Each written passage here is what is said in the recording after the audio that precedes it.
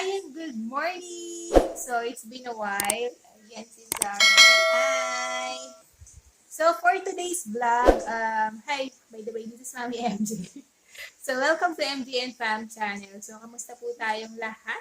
So, sana lahat tayo ay nasa maayos na kalagayan. So, for today's vlog, gagawa ulit ako ng candy tower. So, actually, nakagawa na ako noon nung time na may surprise baby shower kami doon sa sister ko. And actually, binidyo ko siya, pero na-delete. Accidentally na-delete yung video. So, gagawa ulit ako ng isa pa kasi sa Saturday may celebration ulit. So, ayun. And for sure matutuwa yung mga kids. And materials na gagamitin natin is, of course, kailangan natin ng box. Etong box na to, hindi ko siya binili. So, pag nag-grocery ka, kapag nag-grocery kasi, like sa Pure Gold, to save more, usually may box. So, instead na bumili kayo, so ayan, itabi nyo na lang. And, yung ginawa ko kasi last time, nasa 3 tier ba yung tawag doon? So, 3 layers, I don't know. Hindi ako baker or ganyan. So, ayan, at least yung gagawin ko na lang ngayon is at least dalawa lang. 2 tier lang or 2 layers lang. So, yun yung gagawin ko. And itong box ni Zaren, ito yung kasi yung milk niya. So, gagamitin ko to. Ang na-notice ko kasi, nung first time kong ginawa yun, gumamit ako ng makapal na karton. So, mahirap siyang gupitin, mahirap siyang ikat. So, mas naghanap ako na medyo mas light, madaling ikat. Pero ito kasi, gagawin ko siyang pang base, kaya medyo makapal itong isa.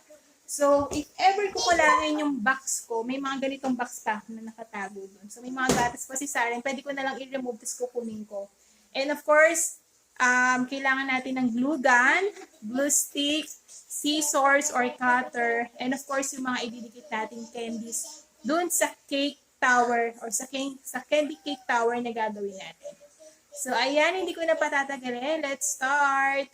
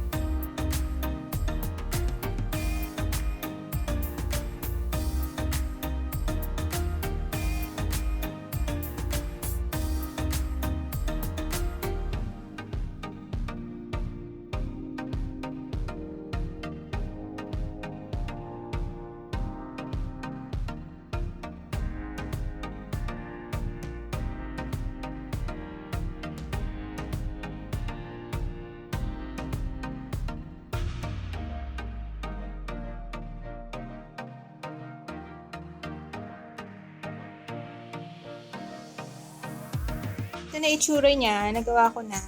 And ginulo ko na lang siya sa loob kasi mas mabilis. And nilagyan ko rin siya ng glues dito sa may labas niya para hindi siya ma-detach. So, ayan siya. Hindi siya ganun ka-perfect yung circle niya. Pero pag nilagyan nyo na to ng mga candies, hindi na yan mapapansin. So, ayan. Then, ito, yung isang pares ng bilog niya. Itatakip natin siya dito. Then, yung mangyayari dyan, bago natin ipapatong pa yung isa dito. So, ayan. Idikit na natin to. Ito yung retaso natin kanina. So, ayan. Actually, ilalagay natin siya dito sa loob para lang may support yung takip natin dito. Para pa nagpatong tayo dito, hindi siya lulubog.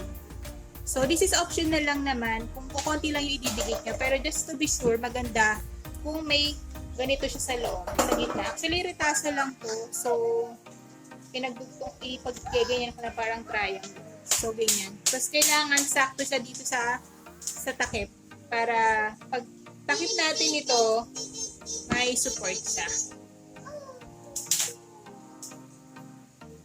i-glue lang natin ito para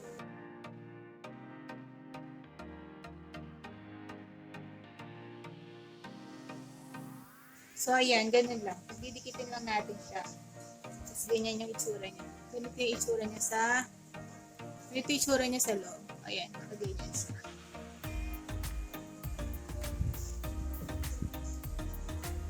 Ayan. Tapos, pwede na natin siyang takpan.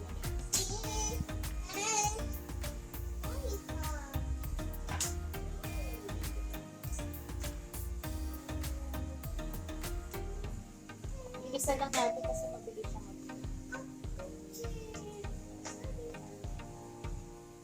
Tapos, isentro natin.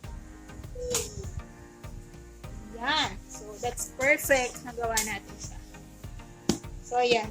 Matuyin lang natin to. Actually, mabilis naman siyang matuyo. So, ayan. So, ito na yung ating first layer natin. So, doon na tayo sa second layer.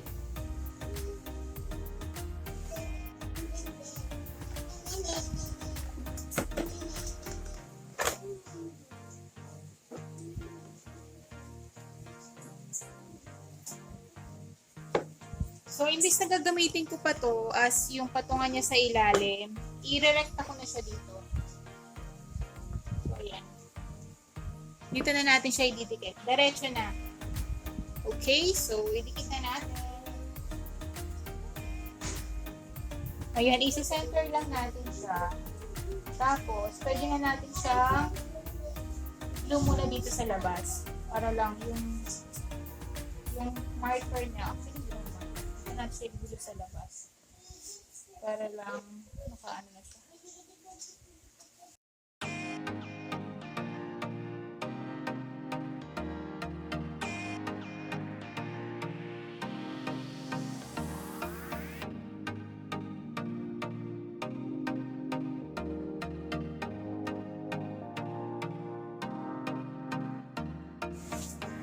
Ayan, sinishade ko muna siyang circle. Madali na kasi ito kasi meron na siya sa ilalim.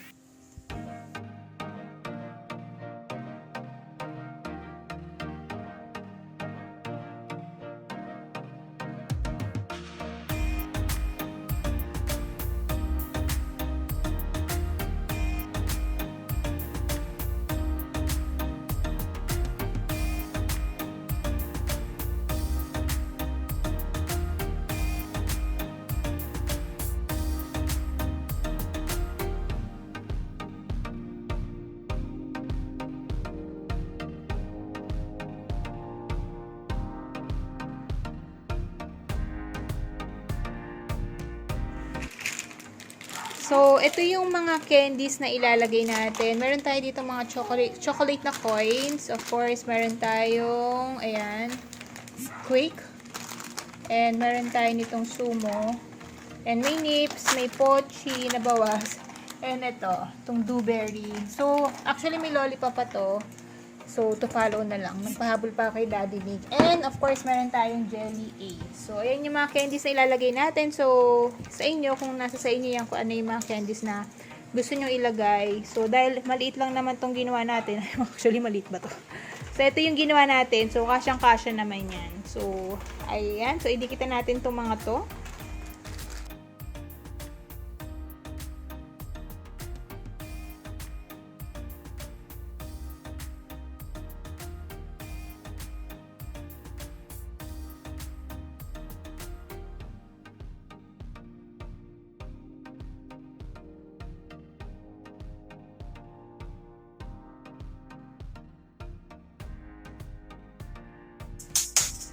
So, may gap siya. So, okay lang yan kasi pwede natin lang takpan niya ng kahit na natin. So, ito na yung nasa ilalim niya.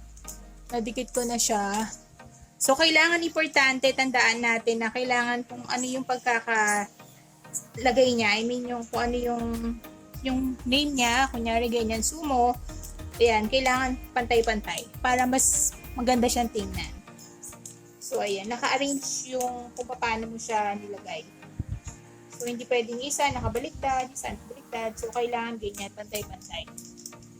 So, ayan. So, dito na tayo sa may bandang taas. Sunod natin itong nip. So, ilalagay natin sa dito. So, again, okay lang na may uwang kasi pwede nating lagyan niya ng candy. Mamaya.